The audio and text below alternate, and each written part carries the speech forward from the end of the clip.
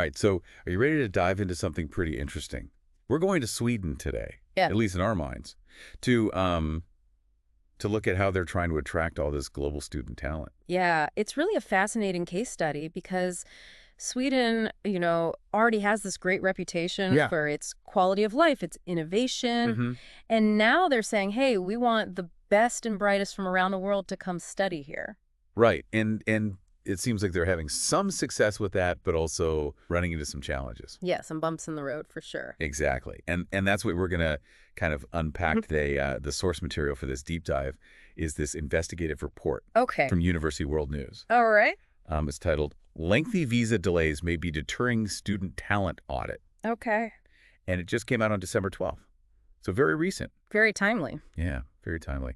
So let's just jump right in. I mean, one of the things that really surprised me in this report is that non-EU students in Sweden Yeah. are doing incredibly well academically. They're knocking it out of the park. Yeah, like exceeding expectations. Yeah, and this is something that really challenges, I think, a lot of assumptions that people might have.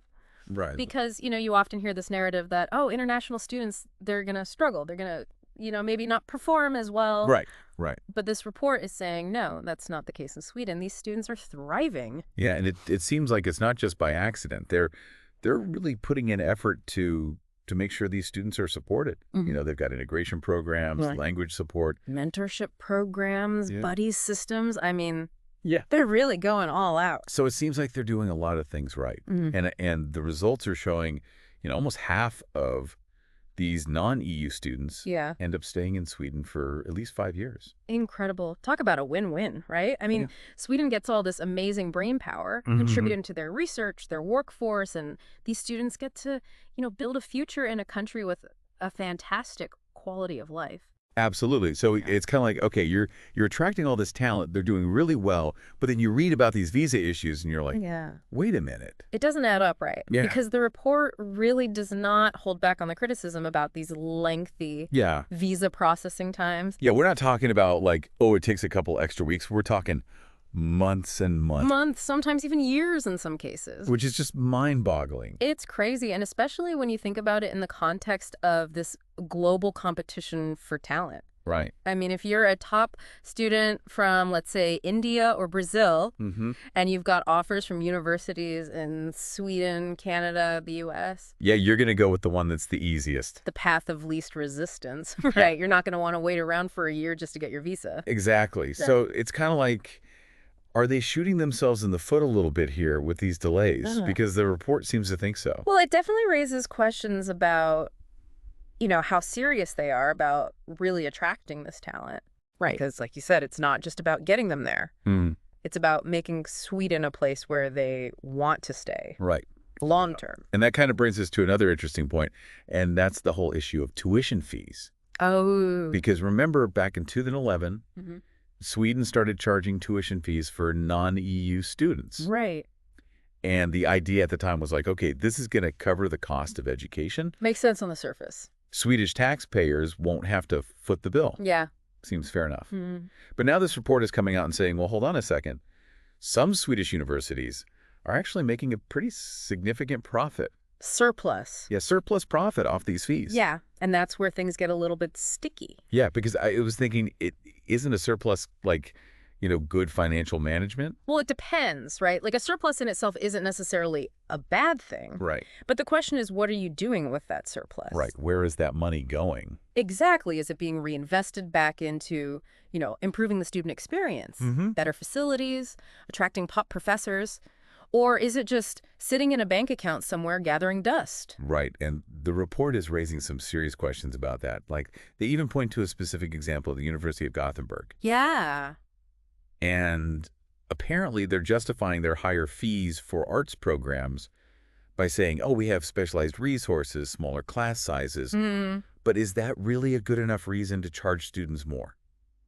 That's what this report is asking us to think about. That's a valid question. So it's like, okay, we've got this interesting situation where Sweden's doing some things really well supporting these students once they get there. But then you got these visa delays. Right. And this whole question of tuition fee surpluses. That's kind of putting a damper on the whole welcoming global talent message, don't you think? Yeah, it's a bit of a mixed bag right now. Yeah. Bit of a mixed bag. They've got some work to do if they really want to be a leader in the space. And that kind of leads us to a question for you, our listener. Yeah. Imagine you're a student, from, let's say, Brazil, and you've got this acceptance letter to a Swedish university.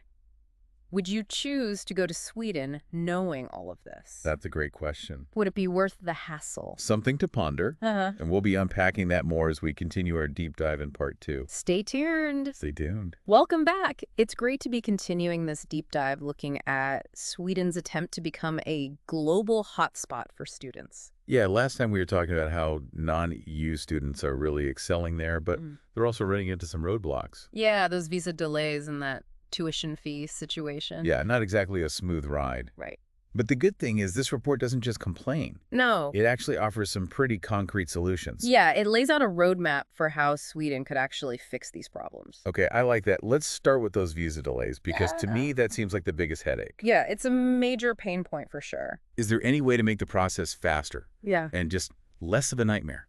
Well, the report suggests a couple of things. Yeah. First, they could give the Swedish Migration Agency more resources, more staff-updated technology that would help speed things up. Right, because right now it's like they're trying to handle this huge influx of applications with like a tiny team. Yeah, it's like trying to run a marathon with one shoe. Exactly. Yeah. So more resources would definitely help.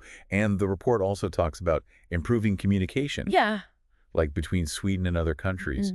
Making sure the information is clear and accessible. Right, so students know exactly what they need to do. And they don't have to jump through all these hoops. And waste months just trying to figure out the process. So it's about sending a message that says, hey, we actually want you here.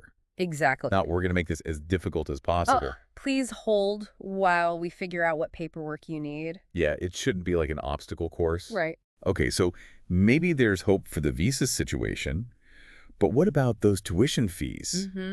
That seems like a tougher issue to tackle. It's tricky, but the report does have some suggestions here, too. Okay. The first thing is transparency. Universities need to be upfront about how they're setting those fees and what they're doing with any surplus they generate. It's like, show me the receipts. Exactly. Yeah. Students deserve to know where their money is going. Right. Are they funding research? Are they improving facilities? Or are they just sitting on it? Right, because if they're just hoarding the money, that's not a good look. No, it's not. It looks really shady. And the report also suggests that the Swedish government should step in and make the rules around tuition fees and repayment much clearer. Like no more hiding behind vague regulations. So basically, universities need to be accountable. Right. And the government needs to provide a clear framework. Exactly. It's about creating a system that's fair and transparent for everyone. Right. And it's not just about the money. It's about creating an environment where international students feel valued. Like they're welcome in Sweden. That they're not just seen as walking ATMs. Yeah, exactly. So it's about the whole experience. Right. The entire ecosystem. Okay, so we've talked a lot about Sweden, but are these challenges unique to Sweden? Not at all. These are global issues. Every country that wants to attract global talent is dealing with these same questions. Visas, tuition fees, creating a welcoming environment. It's a universal struggle. It's a global puzzle. And the countries that can solve this puzzle, yeah, they're going to be the ones who win the talent race. Exactly. They'll be the ones attracting the best and brightest from around the world. It's like setting up a buffet. You want people to keep coming back for more. Right. You want them to say, hey, this is a great place to be. I want to stay here. I want to contribute. Exactly. And that's why this deep dive is so important. It's not just about Sweden. Right. It's about starting a global conversation about how we can create a more fair and inclusive system of international education. Exactly. Because talent doesn't have borders. Right. We all benefit when people can share their knowledge and skills no matter where they come from. Okay, so big picture stuff aside, let's bring it back to Sweden. If they actually implement these recommendations, what could the future look like? Well, imagine Sweden becomes this magnet for talented students. They get their visas quickly, their education is amazing, right. They feel welcome and supported. And they choose to stay and build their lives in Sweden. Exactly. It becomes a virtuous cycle. Wow, that's a pretty inspiring vision. It's about more than just economics. It's about building a more diverse and dynamic world. It's about recognizing the value of global collaboration. Exactly. This isn't just about numbers and data. Right. It's about understanding the human stories. Hmm. and imagining a future where talent can truly flow freely across borders. Okay, so before we wrap up this part, let's take a moment to reflect. We've explored the challenges, we've talked about some solutions, Right? but what's the big takeaway for you, our listener? What do you think Sweden should prioritize? Easier visas, more transparent tuition fees.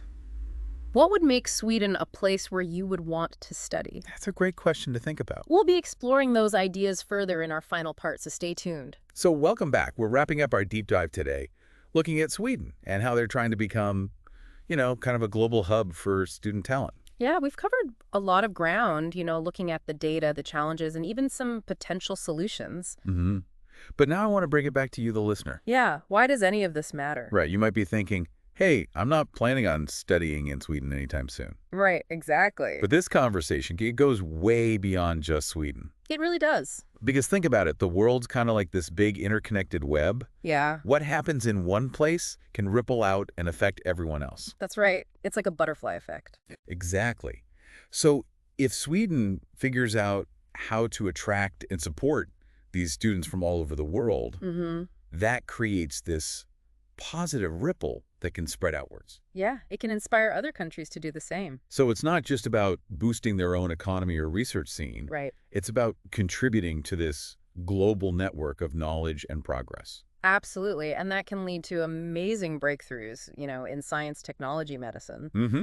Things that can benefit everyone. Exactly. It's a win-win for the whole world. Okay, so it's bigger than just one country. Hmm. It's about recognizing that talent exists everywhere and that we all benefit when that talent is nurtured and given the opportunity to flourish. And that brings us back to that question we left you with last time. Yeah, what role can each of us play in making international education more fair and inclusive? Because it's easy to feel overwhelmed by these big global issues. Right, like what can one person do? But even small actions can make a difference. Yeah, like what? Give me an example. Well, it starts with awareness. The more we understand these issues, the better equipped we are to be informed citizens and advocates. Okay, so educate ourselves first. Exactly. And then we can support organizations that are working to make education more accessible. Right. We can speak up against policies that create barriers for international students. Yeah. And we can simply use our voices to promote a more welcoming and inclusive world. So it's about raising awareness, taking action, and just being more mindful of these issues. It's about recognizing that shared humanity that connects us all. Mm-hmm. No matter where we come from or what passport we hold. Exactly. And that investing in education, especially for talented individuals from all walks of life, Yeah. is investing in a brighter future for everyone. Couldn't have said it better myself. So as we wrap up this deep dive, we want to leave you with this thought. Okay. The world is full of brilliant minds just waiting to be discovered. Mm-hmm. So let's do our part to create a system where talent and opportunity aren't limited by geography, Yeah. but are celebrated and nurtured wherever they exist. Beautifully said. Thanks for joining us on this deep dive. We hope it sparked some new ideas and maybe even inspired you to take action. And remember, the journey toward a better future is one we take together. Absolutely. Thanks for listening.